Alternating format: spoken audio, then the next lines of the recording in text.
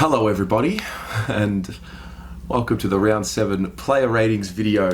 A different feel and a different energy about me this week after a loss like that. I don't know about you guys. For me, it's a devastating loss, and I find we tend to really individualize our criticism.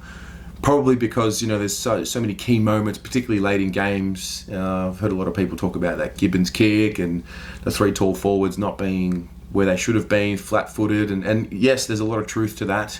But I think we take away a lot from that loss to learn in the future. It's going to be one of those building blocks that we'll probably draw on in the future when we do win a game like that. I don't feel like that was a performance from us where we believed in our own hype. I really don't, because I felt like the effort was there across the 4 quarters. There were momentum swings. We were able to withstand them and punch back for the most part. So that's the vibe that I'm getting from the game. I'm obviously very devastated in how we lost that game after the siren, but I don't feel so disappointed in the boys across the board. You win as a team, you lose as a team. There are some players who really didn't get the job done today, and we'll get through them. But this is how I saw the game, and obviously very raw after the game. But I do have my notes here, and please be mindful of the fact that nothing is official. I like to start the conversation by putting my ratings, and I like you guys to finish the conversation by adding your input in the comments. And so that's what's been really enjoyable this year. But anyway, let's go to the game. So in the back line, Simo, Plowman, Doherty. Simo, he wasn't our worst player early in the game. We had 3 touches. There was quite a few of them that were pretty quiet early. A fantastic grab by one of those classic Simo grabs in the second quarter with 5 minutes 5 remaining. I thought he really lifted as well in that third quarter. He was just sort of that relief kick behind the stoppages in defence, and he was able to generate us going forward. He ended up with the 17 touches. He went at 88%. I thought he really had a better game, maybe one of his better games for the year, to be honest. I struggled to decide between giving him an 8 and a 7. I went with the 7, and we'll leave it at that. Plowman, for a guy who cops so much shit, I took the most notes on him and Jones. Jones for another reason, but Plowman because I felt like if we lost the game, people were going to come for him. Now, he matched up on Robbie Gray. Robbie Gray obviously goes on to kick the winning goal after the siren, and that you can maybe say that was a Plowman mistake, and his man gets off him. But let's have a look at Plowman's game in depth.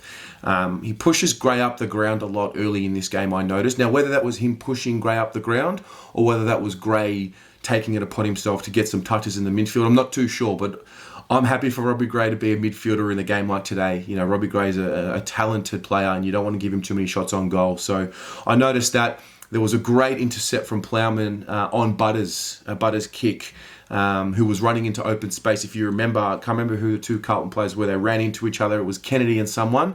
Butters runs into an open goal or an open forward line, and Plowman makes the intercept. It was fantastic, and it saved probably a certain goal. Another great spoil later in that second quarter there. He won the free kick on Robbie Gray, a very important free kick on Robbie Gray, 5 minutes 15 to go in that second quarter. Another great spoil on Robbie Gray, 12 minutes 50 to go in that third quarter.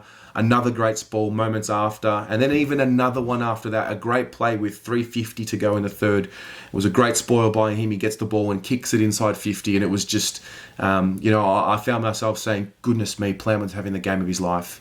He had a very early intercept mark in that fourth quarter, and let's highlight these moments, because spoils don't come up on stat sheets. And I thought Lachie Plowman was really, really good today. Obviously, the Robbie Gray goal happens, it hurts him. I gave Lachie Plowman a 9 for his game. I thought he was outstanding today, and I'm really happy for him. I'm really happy for him to be playing the game he played today against a really good opponent. 2 games in a row he's had a good one, and I'm not going to give him too many criticisms based on that Robbie Gray goal, because the ball was peppering in at the end of that game there, and eventually something was going to happen there. So really happy with Lachie Plowman. Doherty, he was quiet early. It's probably been a trend now, 2 weeks in a row. Relatively quiet early, playing that spare man in defence. I don't think we got too much out of him playing as that spare man as we probably would have liked. Obviously, he's there. He's a guy that straightens us up. He's a leader on the field. He points fingers where to go and all of that. So that's a lot of things that I don't see on camera compared to if I'm at the game. So I've got to take that into account. The mark in the fourth quarter, classic Doherty. That's vintage Sam Doherty. And, for a guy coming from where he's come from, I thought that was, inspirational. And I thought he really lifted in that second half in particular. He really did. He ends up with the 18, goes at 83%. Very solid game all around. I gave him a 7 as well. Let's go to the next line here. Petrevski, Seaton, Wiedering and Jones. I thought Samo's first half was the worst half of his career. He had the 2 touches, one of them ineffective. It was just... I know that in previous weeks we've sort of found something like, oh yeah, but he was playing on so-and-so. I didn't find him playing a direct lockdown role on someone. I saw Williamson on Rosie for the most part. And as I said, Plowman played on Robbie Gray. He lifted. I think he went up on the ball a little bit more. He got some more of the ball. He really lifted in that fourth quarter. There was a beautiful left kick to Martin inside 50, and I found myself saying, yeah, he took his moment. But overall, Samo, let's look at his role and his capabilities. That's usually how I do these ratings. And for me, overall, it was a loss for Samo. I gave him a 4 for his game. It was a below pass mark. He's a lot better than that. And that first half really was alarming for me personally. So it is what it is. Wiedering, this guy is, he's fantastic, isn't he? He's a champion, this kid. Just cool, calm, collected. He was off the leash. I know there's a little bit of criticism, and it's going to be a talking point throughout the week. Why didn't we put Wiedering on Dixon? It might have been because Wiedering was going so well offensively. He was generating a lot for us, and it's probably something we might want to try and do. This is the type of game he played, which was more parallel to how he played as a junior up the ranks. He was a great intercept player, and then he provided offense. And I know that there will be discussion about how he should have gone on Dixon, and maybe he should have. But I thought he was outstanding today, and Jones playing his role allowed Wiedering to shine today. I think I prefer Wiedering being free than Jones because I believe Wiedering's a better kick and a better disposer of the footy generally, and maybe that's what Teague saw as well. I gave Wiedering a 9 for his game. I didn't see too many errors. I saw some fantastic, inspiring marks and spoils and all of that, and I really loved his game. So well done to Wieders. Jonesy, got a lot of notes on him, a lot of moments, because at the end of the day, Dixon was his direct opponent all day, and that's difficult. Dixon's a beast of a human being. He gives away a free kick in the first quarter for a Dixon goal, so he loses a point there. He gave up a mark in the first quarter, thinking Wiedering should have been... I was thinking Wiedering should have been on Dixon as well. Obviously, Dixon misses that one. He gets pushed out too easy by Dixon. I think it was in the first quarter, who then set up the goal for Farrell. This was after the Levi miss, so there was sort of a few moments in a row where I'm thinking... shit, Jonesy's struggling here. Another mark to Dixon in the second quarter, 9 minutes 31, inside 50. Luckily, Dixon misses 3 shots in the second quarter. He started marking a few, Jones, and then he would have this situation where he'd mark one and then he'd turn one over and then he'd mark one, and you could see him trying to wrestle back the game. It was quite interesting. He gave away a free kick for Dixon's goal in the third quarter. And then I found myself saying again, every mistake was followed by a strong play. And he took a mark in that case in the third quarter. Another mark to Dixon, and then a goal in the fourth quarter. And, overall, he was beaten all day. It is what it is. I'm not going to chastise him. I gave him a 4 for his game as well because I felt like he lost his individual battle for the day, both on Dixon and as a player. But he willed himself. He tried, obviously. He did all of that. The effort indicators were there. He's just beaten. It is what it is. Let's not make too many controversial statements like, drop him or anything like that. I wouldn't. I would just say he was just beaten by a better forward on the day. I'll give him a less than a pass mark. It's a 4. And, we'll move on. But, it could have been worse. Dixon didn't have his kicking boots on, and it could have been a lot worse. Next line, Murphy, Cripps, Kennedy. Murphy, first quarter, he got caught ball watching for Boak's first goal. That wasn't a very good start. He responded pretty well with plenty of good ball in the first quarter. He had 6 for the term. He then goes statless in the second quarter, and it's sort of you're thinking, not another one. Come on, Murph. He gave us an option. I noticed him a lot more behind the ball in the third quarter. He gave us just that option just to get us moving the ball forward a little bit more, clearly. And, he needed to kick that goal in the third quarter. It wasn't an easy kick, but for someone of Mark Murphy's talent and class, that's a goal that he's kicked many a time in his career. I put the post up before the game with a little video on Instagram about that goal he kicked against Port, in 2013 when we were looking for a final spot. So, he's got the class to do that. He doesn't do it. Last week as well, he runs into open goal, hits the post. So these are moments from Murph that I expect him to be better. He laid a massive tackle in the fourth quarter, which was one of those inspiring moments, and quite a few players had quite a few of those moments. Ultimately, I gave him just a pass mark for his game. I thought he wasn't bad, but I just thought he wasn't great. And when you don't take that opportunity in the third and kick that goal, and when you allow Boki, that goal as well, which directly hurts the scoreboard, and you lose by a kick, these things add up for me, and they mean a little bit more. Certain mistakes mean a bit more, especially when you give up goals or miss goals you should kick. So gave him a 5, but congratulations to him on achieving AFL Life membership. Happy 33rd birthday. Love this guy. Love what he's done for the football club. Been a great servant. Not his best game today, but hopefully he can respond next week. Cripps, I thought he was better. Stoppage was really solid at the stoppages early in the game. Second quarter, he had a bit of a real rough patch. He didn't touch the ball for the last 8 minutes of the second quarter, and that sort of hurt his overall game. He was better in the third and the fourth. He just hasn't really just been prolific, and that's okay because we're looking at a more balanced Carlton team than what we are used to in the past. So maybe the expectations need to change. I'm a little bit torn between how to grade him now because I feel like when he's at his best, he's going to be giving us those 20 to 25 touch, 19 contested possession, big tackle type games. We didn't get that. He laid 6 tackles today, which was better. He handballed more than he kicked. That's probably something Port wanted him to do, to be honest. But he was. I thought he was pretty solid today overall. Not his best, but definitely not his worst. Gave him a 7. Matt Kennedy, I thought he had a good first quarter. I found myself seeing him a lot at stoppages and whatnot, and I think he had 8 in the first quarter, but he went at 50%. So it's, I found myself saying, these are good signs, but he just wasn't using the ball very well, and that's probably been a criticism of him in the past. At the end of the day, he has 15 touches at 53%, so he hasn't used the ball very well. He turned that ball over in the second quarter to set up Dixon's shot on goal, which luckily missed. A great contest, and then he gave an inside 50 in that fourth quarter, which was a really important moment for me in that fourth quarter. Look, solid, not good enough, obviously, let's be blunt, not good enough. I thought, that for a guy at where he is at our club, he needs to be a bit better. But the fact that he was in and around the contest, you can probably say, okay, well, if he just uses the ball better, with the amount of times that he had it, it's a different story. Last week he didn't have a lot of the ball compared to, I think he had 20 or so last week, but he, used the ball pretty well. I gave him a 6 for his game. Not a massive criticism. I just found him a level below Cripps, So that's how I saw his game.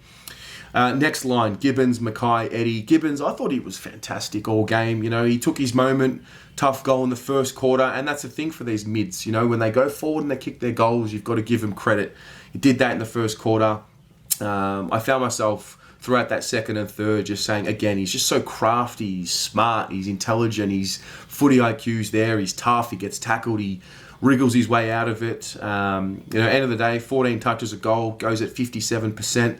A bit of criticism, I should mention, a great kick on his left foot in the fourth quarter, which set up Harry Mackay's goal. Thought that was really important, which at that stage we're thinking, yeah, come on, we can win this game, we should win this game.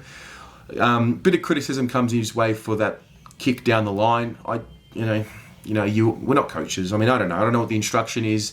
Maybe he should have tried to find a kick, but end of the day, when there's nothing on, you're kicking it down the line to your contest where you've got 3 tools there in Harry, Pitternet, and I think it was Casbolt. So whatever, I'm not going to take away that kick from what his game was. I thought it was a really good game. I gave him an 8 for his game, and again, we win that game, the feeling here is different. So that's how I saw Gibbons. Mackay, great first goal, and like I said in the preview, we've got to get him involved early. He's got to find a way to get himself involved early. I thought he did that. Massive goal in the third quarter on the boundary, and again in the fourth quarter, kicked his important goal. He was a moments guy today. 7 touches 4 marks, 3 goals, 3 straight goals. And that was important because the criticism or the potential criticism was, good game last week, Harry, but can you back it up now? And he's done that by kicking 3. And as a forward in his role, that's his role. I mean, I thought he did it pretty well today. I gave him a 7 for his game. Obviously, there's some things to work on with these forwards and running into each other and things like that. But overall, I thought he was okay, and I was happy enough with what I saw from him. I just want to check his tackle count. So he doesn't lay a tackle today. So we obviously need that to be better because he lays 5 tackles last week, and I found myself asking for 2 or 3 this week. So that's probably something there. Eddie Betts. First person to lift in that first quarter. We were down 3 straight goals. He takes that really strong mark, and you're not going to get that every week from him, but we needed someone to spark something, and it was Eddie Betts today in that first quarter. He then sets up Gibbons for that goal. Eddie Magic, amazing goal in traffic as well. That was just vintage Eddie, something from nothing, and that's something we know we're going to get one time a game this year, and that's what he brings that we haven't had previously, pretty much since he was at the footy club. So, I thought after that I didn't really notice him too much. There were pressure acts and all of that. He had 2 tackles for the game. The stats will say 6 touches and a goal. It was a little bit more than that with the craftiness and all of that. I gave him a 6 for his game. Next up, Walsh Mcgovern, Casbolt. Walsh, that was a fantastic performance. And again, midfielders who go forward and kick goals, and he's kicked 2 of them. When he kicked that second one, I tweeted to Kane Corns, talk to me, Kane Corns, and I had a post like, had we have won that game, the winning post that the photo that I would have shared would have been a Sam Walsh photo with that exact same caption, and it's just funny how it changes. But he was inspiring today. That mark was unbelievable. He probably shouldn't have handballed it to Williamson the way he did. He probably undid that great work that he did in a sense, but still, that's courageous. Knowing that young Kyron Hayden the night before did a similar thing in terms of running in the way of a big forward, and a big forward like Dixon, and Dixon gave him a big compliment after that game as well. He mentioned that mark. So yeah, he was hard running. His first goal was born out of the gut running that he did, and he was rewarded. And the second goal was just a superstar goal. That's what your Rosie does, or your Rankine does, or these guys that Kane Corns say are better than him, and match winners and all of that. So that was a little win for us today. Actually, no, that was a big win for us today because he was under the pump. He has the 16 touches, the 6 marks, and 2 goals. And, I gave him a 9 for his game because I'm looking at his role in the team. He's not playing on the ball like he was last year, so his possession numbers are going to be obviously a little bit more inflated.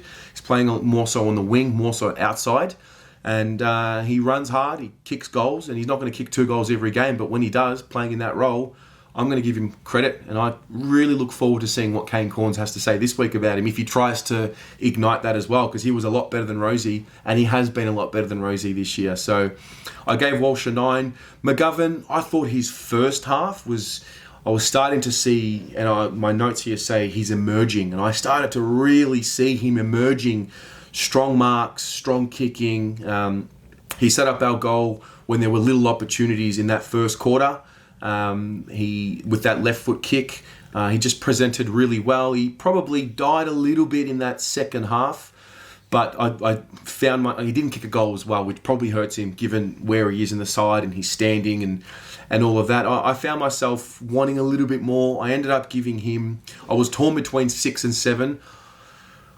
I leaned towards a 7. It was just my gut feeling because he was really good in that first half. He provided that option, and similar to last week, that conduit between defensive 50 and forward 50. And then there's that, and then I sort of find myself saying, well, hang on, he doesn't kick a goal though, and he needs to really hit the scoreboard for us, given who he is and how talented he is and all of that. So I think maybe a 6, but I don't know. I think that's going to be a controversial one, but I'm just going to give him a 7 for that. If we win the game, we're not worried about if it's controversial or not. Levi Casbolt, I thought he was okay in the first quarter. Great mark in the second quarter. Hits the post. What do you do? What do you do? It's not good enough. Not going to paste him. It's just not good enough. It hurts a lot more because we lose the game by 3. And it hurts his rating because ultimately that was his moment. And when it's not your game, it's got to be your moment. You can make the game. You can make the moment yours if it's not your game. So I gave him just a bare pass mark for the game. Obviously, he's a guy we speak about goes forward, goes back, plays in the ruck. Left field, when Jonesy was getting beaten and there was a lot of talk about should Wiedering be put on him, I was thinking to myself, maybe Levi should go on Dixon, which would allow us to keep using Wiedering in that position. Let me know what you think, if that was something you thought. I don't think that's something we can do every week, but on Dixon, I think Levi is a strong enough body there. And anyway, it's done now, but for me, Levi got a 5. That's how I saw it. Pitternet, this one was fascinating. He was comprehensively beaten today. Comprehensively beaten. Let's look at the first quarter. Ladham's 8 touches, 5 hit-outs. Pitternet, 2 touches, 1 possession, 3 hit-outs. Now, possessions don't mean a lot with him, I understand that, but just we're putting this together. In the second quarter, there was a marking contest where he was just behind Ladham's, and I just started panicking in a sense. I was like, what is he doing? Like, my attitude before the game was when Scotty Lysette was ruled out, I was licking my lips. How good's this? Pitternet's competed against Gawn. He's competed against some of the best ruckmen in the competition this year. You know, this is an opportunity for him to really stamp himself and put a big win ahead. And maybe he thought the same thing, because let's give that young kid Ladhams all the credit he deserves. Look at this kid's game. 21 touches, 16 hit-outs, 21... Who is it? He made him look like Brodie Grundy today. And then, we'll give Pitternet the criticism. It's his first bad game of the year. So the important thing for me is next week when he's got Goldstein, who is having a mighty season. So there was that. He finally took his first mark in that second quarter. At halftime, I made a comment here. If I was rating him now, he'd be a 0. Ladham's had 13 touches at that point, going at 100%. And this was just before the first half ended. And, he did lift. He lifted in the fourth quarter. I mean, he had to. At some point, he had to lift and find some ground. And he did that, and credit to him. We were much better around the stoppages in that fourth quarter. And, he was a big part of that. But ultimately, he loses to a guy that he's, Ladhams is so early in his development. And Port are going to be wrapped with that game for him. And do I believe Ladhams is going to be that good all year? Absolutely not. But he was fantastic today, and Pitternet needs to take some criticism there. Yes, well done for being able to lift in that fourth, but the damage around the ground could have been nullified a lot more at stoppage. So I gave him a 3 for his game. That's just how I saw it. I back him in next week to, we know he's in there to compete. So it's not like we're expecting him to dominate anyway, but he didn't compete very well for a big chunk of this game today. So that's how I saw that. Jack Martin, another one, took his moment in the first quarter. He presents so well for marking contests, whether when the ball, whether it's around the ground and you're kicking it to Jack Martin, you don't expect him to mark it, but you almost now, he's able to bring it to ground no matter what, no matter which defender's on him, and that's special for a guy with his frame. So I thought that third quarter, needed to kick that goal. That's his bread and butter. He's been kicking them this year, and he didn't. And these moments hurt us late in game, and obviously in a close game. But I thought he was good. He wasn't a bad player today. I thought he was good. I ended up giving him a 7 for his game. He's got the 12 touches and he's kicked a goal. He's taken his moment on one end and he hasn't taken it at another. But I thought he was good enough today. And interesting to see Brian Lake, who had a crack at him, said he was lazy. I think Brian needs to get off the drink and stop tweeting when you're drunk. So that was interesting. Ed Curnow's next. He won the ball early. He did. He wasn't efficient. We know that he played on Boak, and Boak was really good, particularly in that first half. I don't give Ed as much credit as last week because I thought Boak was pretty influential in this game. He didn't have massive numbers, Boak. He had the 18 and the goal. But I thought he really got them going, and he was beaten in the first half. Ed, I probably thought he wrestled it back in the second half. At the end of the day, he ends up getting himself 20 touches as well. He goes at 60%. Not the best, but not the worst. I gave him a 7 for his game. Again, competitiveness was there, but Boki was really influential too. He wasn't able to completely stop him. And that's okay because he's playing on great players and they're going to do good things throughout games. So that's that. Next line here, Cunners, Williamson, Nunes and Centerfield. So this is the bench. Cunners, he was quiet early, and I noticed that when we got on the counter, which was for the most part in that first quarter, when we did get onto the counter and move that ball quickly and that excitement happened, he was on the end of it. He was part of that link in the chain, and we're going to have to play quick football to get him involved, it seems, if he's going to play in that forward role and not in the midfield. It seems like Kennedy's now playing that midfield role for the most part. He was statless in the second quarter, so that's not good enough. I noticed a really important moment, which will go unnoticed for sure. If you remember, Cripps gets that shot on goal after a ball up. Now, Cunners blocks Cripps' direct opponent, who I forget it was. There was 10 minutes and 5 seconds to go in the fourth. I noticed it because I was looking for it, and he did it. So maybe there are some things there that I was able to capture there on camera that he's maybe doing elsewhere.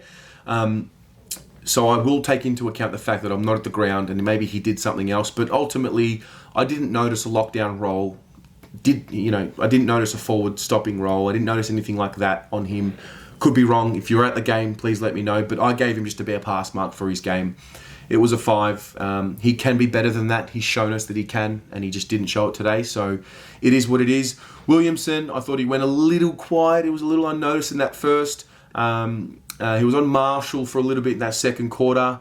He allowed an inside 50 to Farrell, which was a little bit unlucky because it was a bit of a spillage, but he was just caught in the wrong position for Marshall at that moment. There was a wrong decision to take that tackle on, but what I love about him is he's just tough. He's gritty. He's a goer. He's a trier. There was a moment, I believe it was in the fourth, maybe the third, it was a one-on-one marking contest against Robbie Gray, and he stood up, and it was really impressive. I thought he was okay. Honestly, I thought he was okay today. It's hard to say that. He's had 6 touches and 3 marks. I just didn't feel like he was really bad. I saw him trying. He got himself really hurt in that contest too, which was his own fault. But ultimately, I can't give him an out and not give someone else an out, or vice versa. I've got to be consistent with that. So I'm going to give him just a bare pass mark for his game. But I saw signs of toughness there, and he's got to build. He's got to build. It's not going to be a rise every week. There's going to be some bumps in the road. Maybe today was one of those, but yeah. Next up, Jack Nunes. I thought he was unnoticed. Another one in the first quarter. There was a moment. There was a spillage in our defensive 50, and he goes to tap the ball instead of picking it up. The ball spills out after that tap. It goes directly to Port. There was a direct inside 50 this was the Marshall moment. So he taps it. Marshall gets it. Inside 50 for Butters goal. And, it hurts. Nunes experienced. He's got to pick that ball up. I thought he lifted in the second half. He was on the wing. I saw him providing an option, marking around the ground. And then he takes his moment, kicks the goal. So let's give him full credit. Because, again, a guy playing that role, he's not going to kick a goal every week. So it was a special goal, very special goal. So well done to him. I was torn with this one between 6 and 7. I'm leaning towards a 6, but I feel like I should probably give him a 7. I just found that first half to be so quiet that it was what it was. No, I can't sit on the fence. All right, it's a 6. I can't sit on the fence, so it's a 6. But that goal makes me want to give him a 7 because it was so crucial. That's sort of where I'm at with his game. I'm sort of in between. Next up and finally is Will Centerfield. 3 weeks in a row, I come away from a game and he's done 3 different things. So 3 weeks ago, he kicks 2 goals, low possession, so we're giving him credit. Last week, the possessions were there and he was good in the link, so we give him credit. Today, it was the tackle pressure. Didn't get a lot of the ball compared to last week. It was 13 touches. He lays 10 tackles. Give the man some credit. This is a guy that was labelled soft and not, able to withstand the contest. Give the man some credit. 10 fucking tackles. Well done. He was a bit better in the second compared to the first.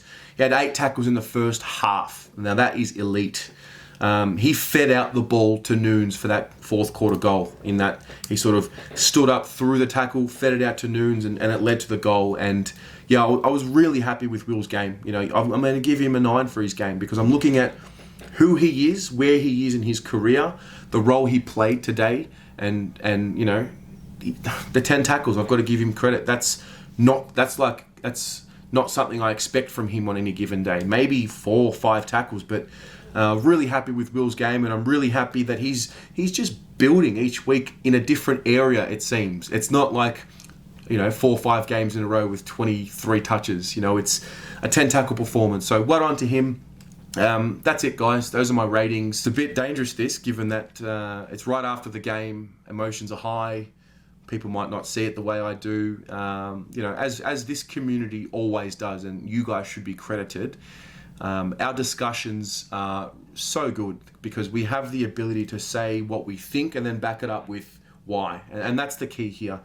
You can disagree. Let's not get personal with each other. That's not something we want to be representing. That's not something we need to be doing. It's only going to make it worse. We all go for Carlton in the end. Have your fruitful debates, but stop being personal. And that's never been an issue with the Blue Broad community, and that's something I take a lot of pride in, and that's something you guys should take a lot of pride in. You really are respectful. So let me know in the comments below. There are a few gradings in there which I'm even looking back now and I'm thinking I'm just unsure. So please give me some correction. Let's refine them. We've got a show to get to tomorrow. We're going to go again, and it's all about next week. It's all about next week. It's all about responding against North Melbourne. So let's do that, and I'll speak to you in the comments. Go the Mighty Blues.